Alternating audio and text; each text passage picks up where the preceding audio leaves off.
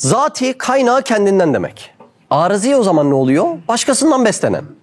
Zati kaynağı kendinden, arızi başkasından beslenen demek. Güneşin ışığı zati mi? Zati, kaynağı kendinden. Ayın ışığı zati mi? Hayır. Nedir? Arızi, başkasından beslenen. Nereden belli? Güneş ile ayın arasına dünya girince, şu güneş olsun, şöyle büyük yapayım, şu da ay olsun.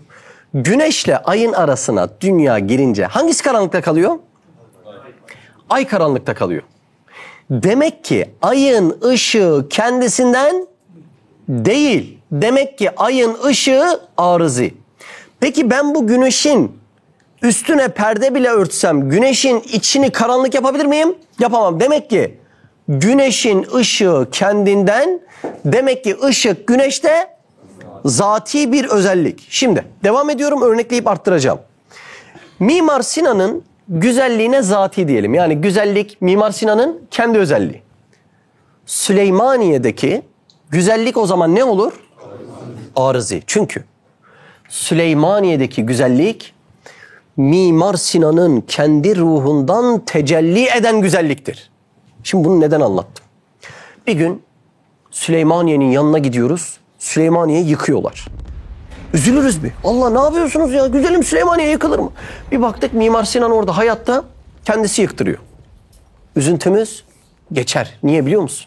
Deriz ki Süleymaniye'deki güzellik arızi, Mimar Sinan'daki güzellik zati, yani kendinden olduğundan, madem Mimar Sinan var, bu Süleymaniye'den 1000 tane daha var demektir. Madem öyle, yıkılsın istediği kadar Süleymaniye.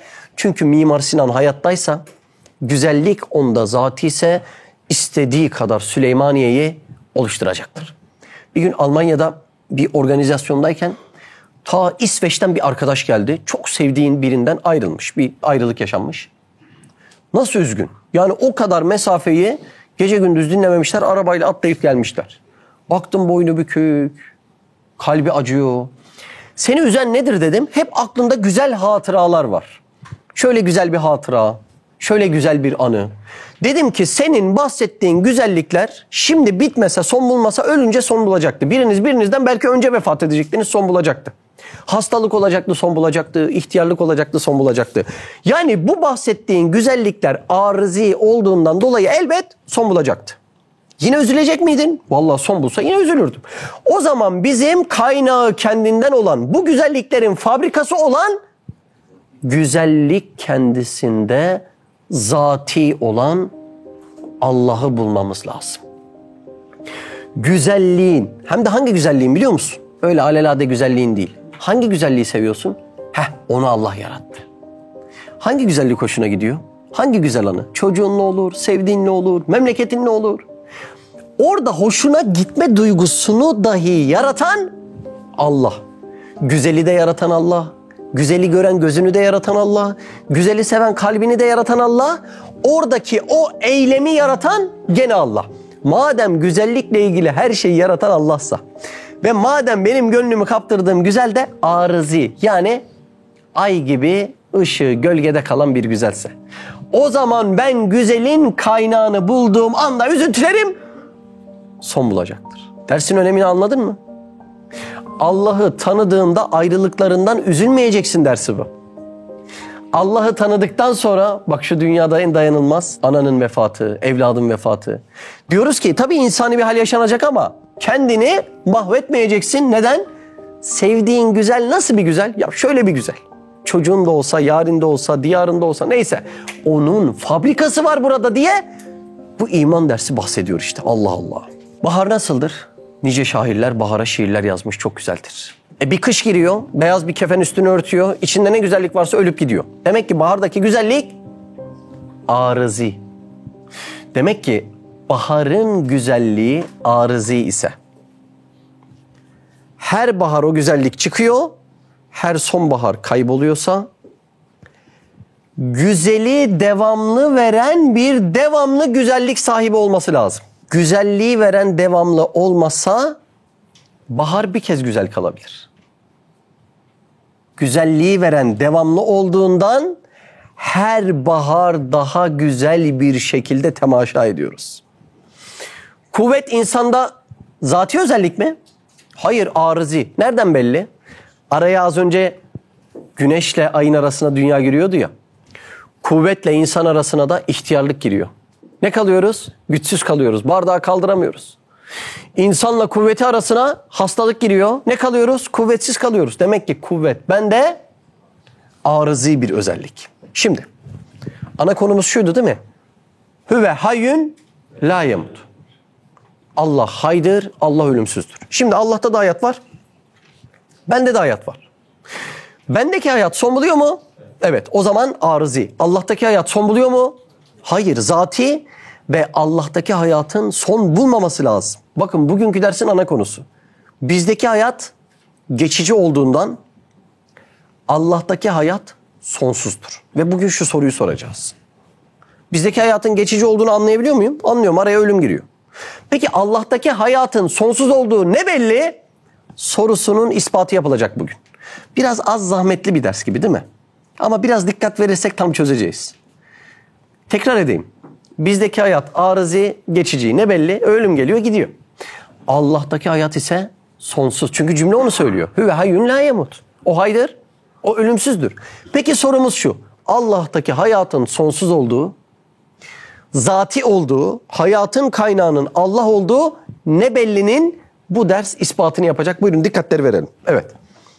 Yani bütün kainatın mevcudatında görünen ve vesile-i muhabbet olan kemal ve hüsün ve ihsanın hadsiz bir derece fevkinde bir cemal ve kemal ve ihsanın sahibi. Bir dakika. Şimdi 3 kelime söyledi. Hangileri dikkatinizi çekti mi? Kemal, hüsün, ihsan. Bak bu üçü neymiş biliyor musun? Bir insan bir şeyi neden sever? Bu üç sebepten dolayı seviyormuş. Allah Allah. Ya ben bir şeyi görünce hemen çok seviyorum. Niye seviyormuş? 3 sebepten dolayı seviyormuş. Bakalım bunlar neymiş? Kemal mükemmellik demek. İnsanın mükemmelliğe karşı fıtri bir muhabbeti varmış. Mesela şimdi Mike Tyson'ı, Muhammed Ali'yi sevmeyen var mı? Mümkün değil. Neden? Çünkü boksla mükemmeller adamlar. Öyle değil mi? Allah Allah. Şimdi boksla alakası olan olmayan adam bunları seviyor. Ya da mesela arabaya merakı olsa bir adamın, hadi arabanın mükemmeli Lamborghini diyelim. Adam Lamborghini gördü mü dönüp dönüp bakıyor. Ya ne oldu, niye baktın? Ya vallahi niye baktın bilmiyorum. Fıtri. Sende kemale karşı bir muhabbet var. İnsanda kemale karşı muhabbet neymiş? Fıtriymiş. İkinci kelime neydi? Hüsün. Hüsün demek güzellik demek. İnsanda güzele şiddetli bir meyil var. Bak adam tablo alıyor. Ya Allah Allah, milyon dolar verdi. Niye aldın? Gözüm bu güzelliği çok sevdi. Neyi sevdi? Güzelliği, hüsnü sevmiş. Demek ki bu fıtri bir şey. Ya şuranda rengini kırmızıya boyatayım. Ya durduk yere niye boyattın? Paslandı mı? Yok. Eskidi mi? Yok. Niye boyattın? Gözüm bu rengin güzelliğini çok sevdi. Demek ki insanda kemale, hüsne yani güzelliğe fıtri bir muhabbet var. Diğeri neydi? İhsan. İhsan demek iyilikte ve ikramda bulunmak. Derler ki insan ihsanın kölesidir. Ne demek o ya? İnsan çok seviyor. Yani şurada ben size günlük böyle bir şeyler ikram edeyim, çay vereyim, şeker vereyim, çorba vereyim var ya, çok seversiniz. Dersiniz ki ya bu çok ihsan sahibi, yani ikram sahibi bir adam dersiniz. İnsan bir şeyi seviyorsa kesinlikle bu üçü vardır. Kemal vardır, hüsn vardır, ihsan vardır. Şimdi bir cümle söyleyeceğim. Hazır mısınız? Acayip bir cümle. Hazreti Yusuf gibi bir güzelle güzellik yarışına giren bir güzel ne kadar güzel olursa olsun çirkindir. Ne demek bu? Şimdi bizde böyle arızi olarak mükemmellik, güzellik, ikram var mı? Var. Hadi Allah Azze ve Celle ile haşa yarışa girelim. Onunla yarışa girdiğinde sendeki arızi olduğundan, Allah'ta da bu üçü zati olduğundan sendeki ne kadar güzel olursa olsun çirkin kalıyor. Niye anlattık bunu biliyor musun? Bir insan bu üç özellikte neyi sevse, Osman'da bir şey gördü sevdi, köye gitti bir şey gördü sevdi, yemekte bir şey gördü sevdi, hayat arkadaşında bir şey gördü sevdi. Yahu bu sevdiğin neyse hangi kemalse, hangi hüsünse, hangi ihsansa bunlar her biri gölge. Bunların kaynağı Allah'ta. Öyle mi? Evet evet onda. Yani benim çocuğumda güzellikler var. Allah'ta mı ver? Allah mı verdi bunları? Evet evet her birinin alası Allah'ta. Allah Allah. Ya ben şöyle birisine muhabbet besledim. Bunun kaynağı Allah'ta mı? Allah'ta. Ya ben Efendimiz Aleyhisselatü Vesselam'ın güzelliğine ömrümü feda ederim. Ondaki güzellik de Allah'tan mı? Ondaki güzellik de Allah'tan diye. Sevdiği her şeyin kusursuzunun, mükemmelinin, en güzelinin Allah'ta olduğunu bir insan bilse artık kimi sever? Allah'ı sever. Demek Allah'ı hakkıyla tanıyan, muhabbet ettiği bütün güzelliklerinin fabrikasının ve kaynağının Allah'tan olduğunu bilen birisi Allah'ı sevmekten başka elinden hiçbir şey gelmez. Diyor ki bak, hüsn odur ki güzellik. Seyrederken irade elden gider diyor. Yani bunların Allah'tan olduğunu bilen artık iradesini bile dışarı atarak Allah'ı sevmekten başka bir şansı kalmaz. Peki bu üç özelliğin Allah'ta sonsuz olduğunu anlamamız için neye ihtiyacımız var? Sevdiklerimizdekilerin sonlu olduğunu görmeye. O yüzden çok sevdiğimiz biri vefat etmeli. O yüzden çok gönül bağladığımız biri tarafından terk edilmeliyiz. O yüzden çok güvendiğimiz, ya bu mükemmel bir arkadaştır dediğimiz biri tarafından bazen vefasızlık görmemiz lazım. O yüzden hiç kopamam dediğim bir şeyden ayrılık yaşamam lazım. Onlardaki kusurlar kaynağının kusursuz olduğunun en büyük göstergesi bana.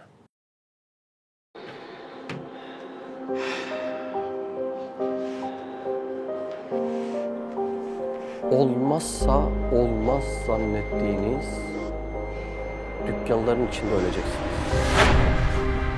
Bu işi bitirmezsem mahcup olurum zannettiğiniz atölyelerin içerisinde son nefesinizi verip gideceksiniz.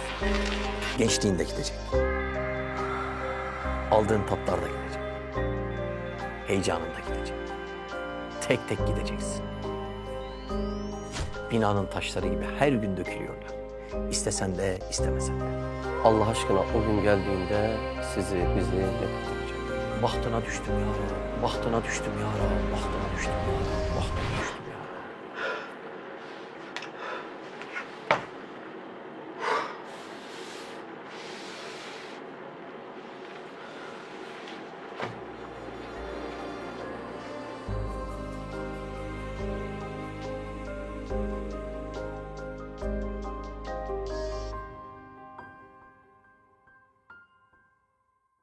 Siz de Hayalhanem'in yurt içi ve yurt dışı projelerine destek olmak için aşağıdaki iletişim numaralarından bizlere ulaşabilirsiniz.